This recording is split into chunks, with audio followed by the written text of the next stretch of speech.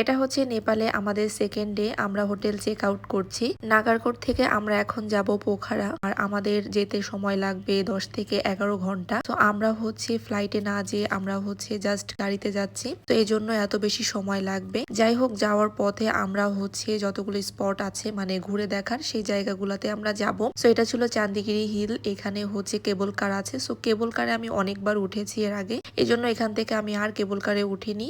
এরপর হচ্ছে আমি জাস্ট এখান থেকে একটু ঘুরে কিছু পিকচার অ্যান্ড ভিডিও নিয়ে রওনা করি পোখারা যাওয়ার জন্য। এখান থেকে মেনলি এত উপর থেকে নিচে সম্পূর্ণ নেপালের শহরটা দেখা যায় আর কি।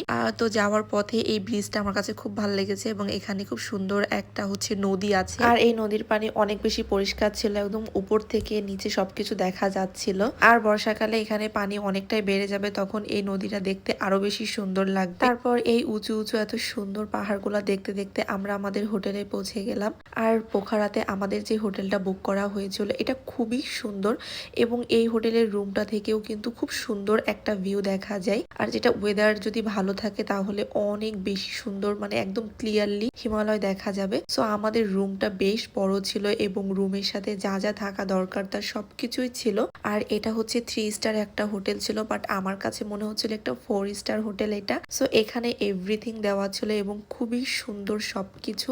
এবং এই হোটেলটা আমার কাছে খুবই পছন্দ হয়েছে। আমি নেক্সট টাইম কখনো যদি নেপালে যাই তাহলে অবশ্যই আমি এই হোটেলটাতেই থাকবো, কারণ এটার ভিউ এবং এটার রুম সবকিছু অনেক ভালো লেগেছে এবং সেই সাথে ওনাদের সার্ভিসও অনেক ভালো। অ্যান্ড দেন আমরা চলেন বেলকনি থেকে বাইরের ভিউটা দেখি।